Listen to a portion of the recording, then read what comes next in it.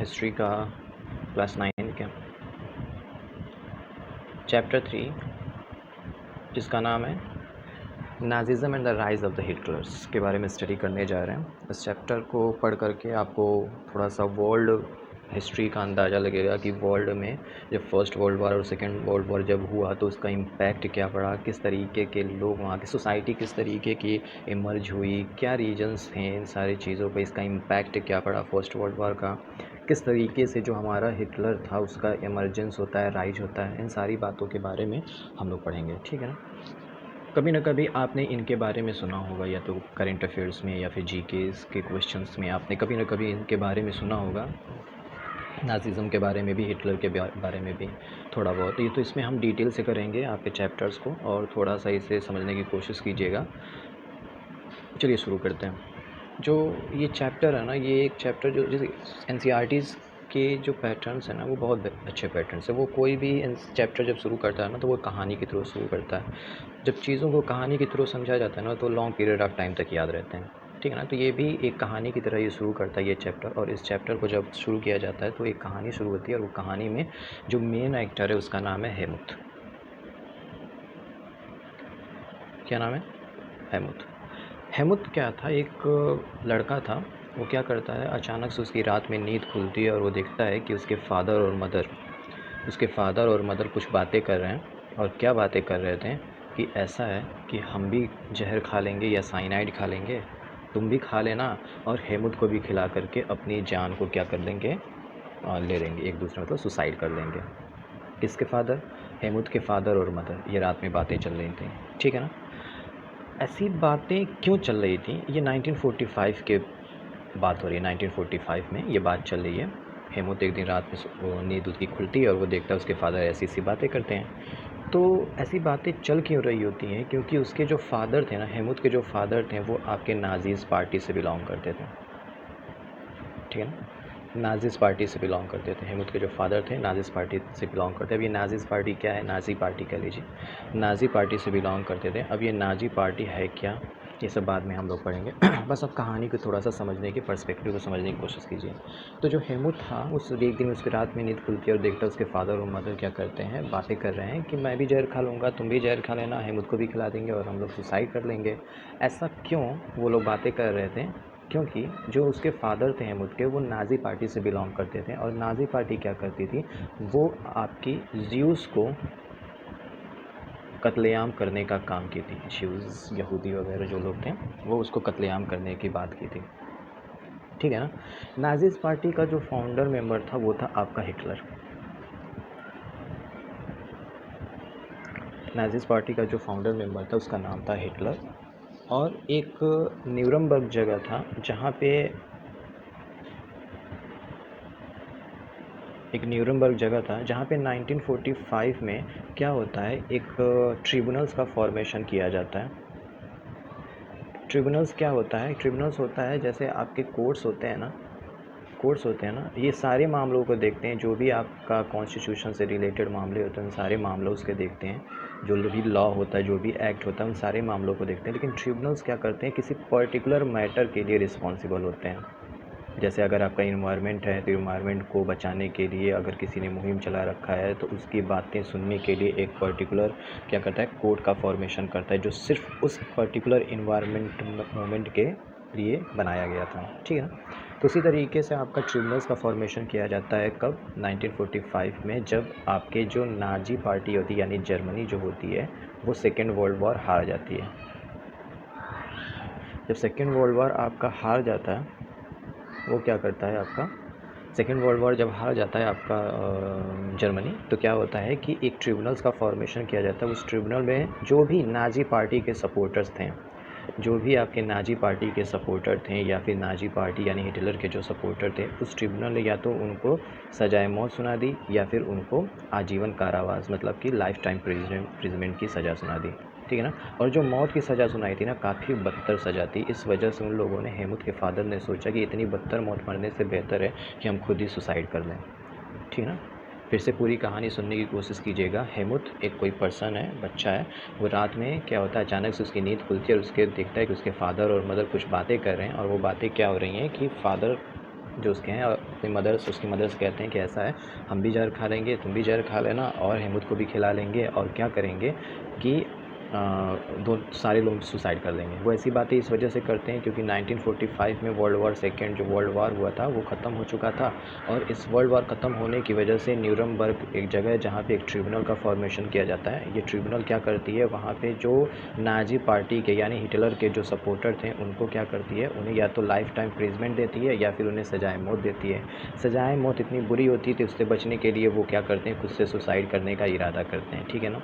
अब ये ट्रिब्यूनल्स क्यों बनाया गया था, इन्हें सज़ा क्यों दिया जा रहा है, क्योंकि नाजी पार्टी यानी हिटलर जो था वो ज्यूस लोगों को बहुत ज़्यादा परेशान किया था, जिंदा जला देता था, गैस चैम्बर बनाया था, उसमें धक्का दे करके या जला करके गैस चैम्बर के अंदर उन्हें घुटन से मौत दे देता था, ठीक है ना। ये थे आपकी पूरी कहानी। अब इस कहानी के पीछे मकसद क्या है, वो ऐसा सोच के हो रहे हैं, क्यों ये सारी प्रॉब्लम्स हुए हैं, उसके पीछे बात की बात है, उससे चलते हैं, शुरू करते हैं कि ये सारे प्रॉब्लम्स हुए क्यों, क्या रीज़न है कि ये सारे प्रॉब्लम्स क्रिएट हुए, ठीक है। चलिए देखते हैं क्या हुआ। बात होती है आपके 1914 की। 1914 में आपको पता है कि क्या हुआ। 1914 में वर्ल्ड वॉर फर्स्ट स्टार्ट हुआ। वर्ल्ड वॉर फर्स्ट क्यों स्टार्ट हुआ, उसके पीछे रीज़न है, आप लोग आगे क्लासेस में पढ़ेंगे। बस इतना जान लीजिए कि वर्ल्ड वॉर फर्स्ट में जो स्टार्ट हुआ था 1914 में, वो आपका क्या हुआ था, क्यों हुआ था, वो आपके जर्मनी और ऑस्ट्रिया की वजह से हुआ था। ऑस्ट्रेलिया नहीं, जर्मनी और ऑस्ट्रिया की वजह से हुआ था। जो आपका फर्स्ट वर्ल्ड वॉर स्टार्ट हुआ था वो आपके जर्मनी और ऑस्ट्रिया की मेन जो आपके रीजन्स थे वो जर्मनी और ऑस्ट्रिया के, वो क्या रीजन थे वो बात की बात है, ठीक है ना। जर्मनी उस समय 1940 के समय पे यानी कि ड्यूरिंग द 18th सेंचुरी बहुत ज़्यादा पावरफुल हुआ करता था। आप ये क्लास, इसके बारे में तो खैर आप क्लास 10th में पढ़ेंगे कि unification of Italy, unification of Germany, ये सारी चीज़ें आप क्लास 10th में पढ़ेंगे। यहाँ पे आप बस इतना जानिए कि 18th सेंचुरी के दौरान जो जर्मनी था ना वो बहुत ज़्यादा पावरफुल हुआ करता था। जर्मनी इतना ज़्यादा पावरफुल था कि उसने, आप देखेंगे कि उसने अपने आसपास के एरियाज़ को बहुत तेज़ी से जीत करके अपने में मिला लिया था, ठीक है ना। कौन कौन से वे एरिया थे अभी मैं आगे आपको बताता हूँ, ठीक है। ध्यान से सुनिएगा। 1914 में फर्स्ट वर्ल्ड वॉर स्टार्ट हुआ और उसके पीछे जो रीजन था वो थे आपके मेन रीजन जर्मनी और ऑस्ट्रिया, ठीक है ना। जो फर्स्ट वर्ल्ड वॉर हो रहा था ना, जो फर्स्ट वर्ल्ड वॉर हो रहा था उसमें पूरी दुनिया दो पार्ट में डिवाइडेड थी। वर्ल्ड वॉर फर्स्ट के दौरान पूरी दुनिया जो थी वो दो पार्ट में डिवाइड थी। एक था आपका सेंट्रल पावर, एक था आपका अलाइड पावर। जो सेंट्रल पावर था आपका, उसके जो मेन मेंबर्स थे वो थे आपके जर्मनी, वो थे आपके ऑस्ट्रिया, ठीक है। इसके अलावा और भी देश थे। मेन पावर को अगर आप देखा जाए तो जर्मनी और ऑस्ट्रिया। अलाइड के जो मेन पावर थे वो थे आपके फ्रांस, वो थे आपके इंग्लैंड। ये सारे लोग आपके क्या थे, अलाइड पावर से रिलेटेड थे। जो फर्स्ट वर्ल्ड वार आपका चला था ना वो 1914 से लेकर के 1918 तक चला था, यानी तकरीबन 4 सालों तक चला था, ठीक है ना। फर्स्ट वर्ल्ड वार जर्मनी जीत ही रहा था कि अचानक से आपका 1917 में आपका अमेरिका का यानी यूएसए का एंट्री होती है, यूएसए की एंट्री होती है, और यूएसए की जब एंट्री होती है और वो अलाइड पावर के साथ रहता है, अलाइड पावर के साथ रहता है, और यूएसए की जब एंट्री होती है ना तो जर्मनी क्या करता है, अपनी पोजीशन को, उसकी पोजीशन जो होती है ख़राब हो जाती है, और क्या होता है कि वो जर्मनी यानी कि जो सेंट्रल पावर थे अलाइड पावर से क्या होते हैं, हार जाते हैं। यानी आपके अलाइड पावर जो थे वो क्या करते हैं, जीत जाते हैं, और आपके जो सेंट्रल पावर थे वो अपने लड़ाई को हार जाते हैं। समझ में आया इतना। अब इस लड़ाई का, इस पूरे वर्ल्ड वार का इम्पैक्ट क्या पड़ा, इस पूरे वर्ल्ड वार के अगर इम्पैक्ट की बात करें तो सबसे ज़्यादा इसका इम्पैक्ट ये पड़ा कि जो रिसोर्सेस थे उनका डिप्लीटेशन हो गया, ख़त्म होने लगे थे। ख़त्म होने क्या, ख़त्म हो गए थे। जो भी रिसोर्सेज थे, बहुत सारी रिसोर्सेज थे, क्योंकि वॉर के दौरान रिसोर्सेज का ही तो इस्तेमाल किया जाता है, वो चाहे कोई भी रिसोर्स हो, लैंड, सॉइल, वाटर, कोई भी मनी, कोई भी रिसोर्स हो, उन सारे रिसोर्सेज का क्या होता है, डिप्लीशन होता है। तो आपने देखा कि इस लड़ाई की वजह से जो इसका आउटकम निकला वो ये हुआ कि रिसोर्सेज जो थे वो क्या हो गए, डिप्लीट हो गए। आपके जितने जो रिसोर्सेज थे उसका क्या हो गया, डिप्लीटेशन हो गया, ठीक है ना। अब बात करते हैं कि इस फर्स्ट वर्ल्ड वार जो हमारा था इसका इम्पैक्ट क्या पड़ा, चाहे वो जर्मनी के ऊपर हो। पहले जर्मनी को ही लेकर के चलते हैं कि इस फर्स्ट वर्ल्ड वार का जर्मनी के ऊपर इम्पैक्ट क्या पड़ा। क्वेश्चन आपसे डायरेक्ट पूछा जाएगा, what was the impact of the first world war over Germany. ठीक है ना। Impact of world war first किसके ऊपर? जर्मनी के ऊपर। जर्मनी के ऊपर इस वर्ल्ड वॉर का क्या इम्पैक्ट पड़ा, ठीक है ना। तो इसे हम समझने की कोशिश करते हैं। तो सबसे पहले हमारा जो वर्ल्ड वॉर का इम्पैक्ट ये पड़ा कि जो वहाँ का एम्परर था, कहाँ का? जर्मनी का। जर्मनी का जो एम्परर था वो अपनी पोजीशन को छोड़ करके चला गया, भाग गया, जैसे भी हुआ, ठीक है ना। मतलब emperor एब्डिक्टेड his throne.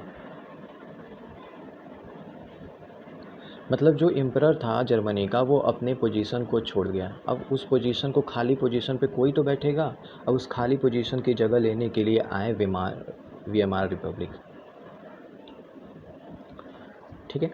VMR Republic मतलब एक रिपब्लिकन पार्टी का क्या होता है? फॉर्मेशन होता है। और ये क्या करती है? इसके पोजीशन को एक्वायर कर देती है, किंग के पोजीशन को एक्वायर कर देती है। और इसका ये क्या करती है? वीएमआर रिपब्लिक जब फॉर्मेशन मतलब गवर्नमेंट में आती है तो ये एक नेशनल असेंबली का फॉर्मेशन करती है। नेशनल असेंबली का फॉर्मेशन करती है। नेशनल असेंबली का फॉर्मेशन करके ये दो चीज़ें करती है। एक तो कॉन्स्टिट्यूशन का फॉर्मेशन होता है, दूसरा फेडरल स्ट्रक्चर। मतलब जो अब रूल रेगुलेशन चलेंगे ना, वो जो पोजीशन था रूल रेगुलेशन का, वो अब पावर एक के पास नहीं रह करके पावर को डिस्ट्रीब्यूट। फेडरल मतलब होता है कि पावर किसी सेंट्रल के पास ना कर, किसी एक पर्सन के पास ना करके डिस्ट्रीब्यूशन ऑफ द पावर कर दिया जाए, उसे बोला जाता है फेडरल स्ट्रक्चर। यानी कि वीमार रिपब्लिक जब आती है तो नेशनल असेंबली का फॉर्मेशन करती है। और जब नेशनल असेंबली का फॉर्मेशन करती है तो नेशनल असेंबली, आपको जानते हैं फ्रेंच रिवोल्यूशन में भी पढ़ा होगा कि उसमें क्या होता है। जब नेशनल असेंबली का फॉर्मेशन होता है तो कॉन्स्टिट्यूशन का फॉर्मेशन होता है। और कॉन्स्टिट्यूशन के अंदर बात रखी जाती है कि आज से हम लोग फेडरल स्ट्रक्चर के हिसाब से अपने वहाँ रूल रेगुलेशन को इम्प्लीमेंट करें।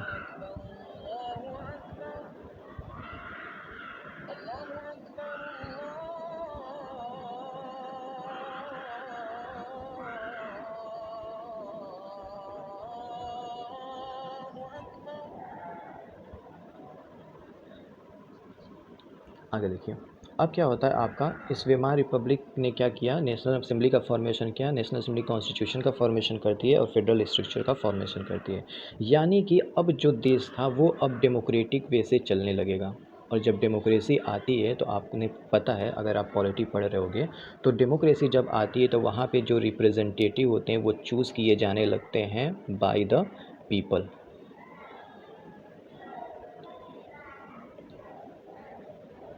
जो भी स्पीक बाय द पीपल, ठीक है ना। रिपब्लिक जो होते हैं वो चूज़ करने लगते हैं, सॉरी रिप्रेजेंटेटिव जो होते हैं वो चूज़ करने लगते हैं बाय द पीपल, ठीक है ना।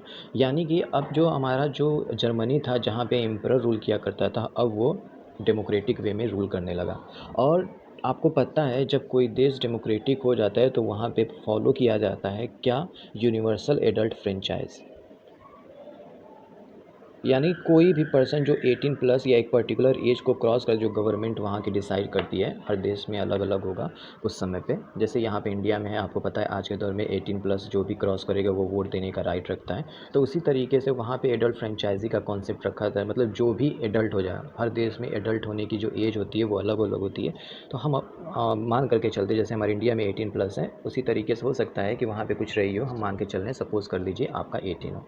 यानी कि अगर कोई भी पर्सन एक पर्टिकुलर एज को क्रॉस कर देता है, उस एज को क्रॉस करने के बाद वो क्या हो जाता है? वोट देने के काबिल हो जाता है।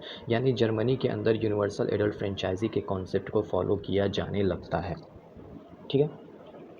अब अब ये लोग मिलकर क्या करते हैं? ये लोग एक पार्लियामेंट्री गवर्नमेंट का फॉर्मेशन करते हैं। मतलब कि ये वेमार रिपब्लिक लोग मिलकर के पार्लियामेंट्री फॉर्म ऑफ गवर्नमेंट का फॉर्मेशन करते हैं। और उस पार्लियामेंट्री गवर्नमेंट का फॉर्मेशन करने में उस पार्लियामेंट का नाम रखा जाता है रिचस्टैग। बहुत इंपॉर्टेंट है कि what do you understand by the Reichstag. समझ में आ रहा? चलिए आगे चलते हैं, थोड़ी सी और बातें करते हैं। इतना समझ में आया। इम्पैक्ट आपका क्या पड़ा? इम्पैक्ट आपका ये पड़ा कि एम्परर जो था वो अपने पोजीशन को छोड़ करके चला गया। वेमार रिपब्लिक का फॉर्मेशन हुआ। ये सारी बातें आपको पॉइंट में लिखनी है। जब एग्जामिनेशन होगा आप बोर्ड के हिसाब से चलिए, ठीक है ना। अगर एग्जामिनेशन आगे 10th में MCQs नहीं हो रहा है, थियोरेटिकल भी हो रहा है, तो आपको पॉइंट में ही आंसर देना होगा। तो इसे पॉइंट में ही लिखिए। Impact of the first world war ऐसे लिखिए। क्वेश्चन पूछेगा what was the impact of first world war, तो आपको लिखना है the impact of the first world war was dash, पहला point, emperor abdicated his position, formation of Weimar republics, national assemblies was formed. National assemblies form होने की वजह से constitution का फॉर्मेशन, कॉन्स्टिट्यूशन के फॉर्मेशन के अलावा फेडरल स्ट्रक्चर का फॉर्मेशन, कंट्री बिकम डेमोक्रेटिक। जब कंट्री डेमोक्रेटिक बन गई मतलब यूनिवर्सल एडेड फ्रेंचाइजी की कॉन्सेप्ट को फॉलो किया जाने लगा। ठीक है ना। अब थोड़ा सा और आगे बढ़ते हैं और ईयर आ जाता है आपका 1919, यानी थोड़ा सा आपका पोस्ट वॉर के बाद से एरा। ठीक है ना। 28 जून 1919, ठीक है ना, यानी कि आपके पोस्ट एरा की बात की जा रही है। जंग ख़त्म हो गई है, जंग के बाद की बात की जा रही है, किस तरीके के सिचुएशन है। जंग जब ख़त्म हुई तो मैंने आपको बताया जर्मनी जो था वो अपना पोजीशन खो चुका था, यानी लॉस हो चुका था, और आपकी जो एलाइड पावर थी वो क्या होती थी, जीत चुकी थी। ठीक है ना। अब जब ये आपके 28 जून 1919 की बात हो रही है, जब वॉर आपका क्या हो गया, ख़त्म हो चुका था और जर्मनी हार चुकी थी और एलाइड पावर आपके जीत चुके थे, तो ये लोग जो जर्मनी और एलाइड पावर लोग थे, एक जगह है वर्साई, आपने पढ़ा होगा फ्रेंच रिवॉल्यूशन में। वर्साई में ये लोग क्या करते हैं, मीटिंग करते हैं वर्साई के अंदर और एक ट्रीटी साइन करते हैं जिसका नाम होता है पीस ट्रीटी थी, नाम नहीं, पीस ट्रीटी थी। एक ट्रीटीज़ को साइन करते हैं ये लोग, पीस ट्रीटी को साइन करते हैं। और ये जो पीस ट्रीटी थी, नाम तो पीस ट्रीटी था बट इसमें जर्मनी को बहुत ज़्यादा ह्यूमिलिएशन फेस करना पड़ा। इसकी बहुत ज़्यादा किरकिरी हुई, बहुत ज़्यादा बेइज्जती हुई, किसकी, जर्मनी की। मतलब आपका 28 जून 1999 को पोस्ट एरा जब ख़त्म हो गया, मतलब एरा वो वॉर जब ख़त्म हो गया, तो उस वक्त ये लोग जर्मनी, मतलब जर्मनी और आपके एलाइड पावर वर्साई एक जगह है, आपने पढ़ा होगा फ्रेंच रिवॉल्यूशन में, वहाँ पे मिलते हैं और एक ट्रीटी साइन करते हैं जिसे पीस ट्रीटी था। और जर्मनी को ये जो ट्रीटी था ना काफ़ी ज़्यादा ह्यूमिलिएट करता है, यानी कि इसकी किरकिरी करता है, बेइज्जती करता है, मतलब जर्मनी को ऐसा लगता है। ठीक है ना। इस ट्रीटी को बोला जाता है द ट्रीटी ऑफ वर्साई। इस ट्रीटी को बोला जाता है द ट्रीटी ऑफ वर्साई। अब ये द ट्रीटी ऑफ वर्साई है क्या, इसके अंदर क्या क्या बातें लिखी गई, बहुत ज़्यादा इम्पोर्टेंट है। जब तक आप पढ़ेंगे, जब तक आप पढ़ेंगे, जब तक आप रहेंगे इस दुनिया में, आपको ये बातें याद रखनी चाहिए। मतलब ये सारी वर्ल्ड के पॉइंट ऑफ व्यू से कि किस तरीके से जर्मनी का पतन हुआ, किस तरीके की इतना ताकतवर एम्पायर ख़त्म हो गया, क्या उसने गलतियाँ करी। ठीक है ना। किस वजह से सेकेंड वर्ल्ड वॉर स्टार्ट हो गया, ये सारे ये फैक्टर्स हैं, ये सारे ये फैक्टर्स हैं जिसकी वजह से सेकेंड वर्ल्ड वॉर स्टार्ट हुआ। लेकिन पहले आप फर्स्ट वर्ल्ड वॉर पे फोकस रहिए। अब बात करते हैं हम लोग कि ये ट्रीटी का जो आउटकम था, मतलब इस ट्रीटी के अंदर कौन कौन सी बातें लिखी गई। ठीक है ना।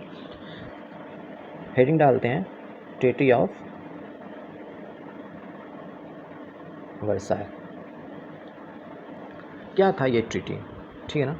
तो इस ट्रीटी का क्या इम्पैक्ट पड़ा, क्या इस ट्रीटी के अंदर बातें लिखी गई, ध्यान से सुनिएगा। सबसे पहले तो बातें इसमें ये लिखी गई कि जो टेरिटरीज़ हैं जर्मनी की,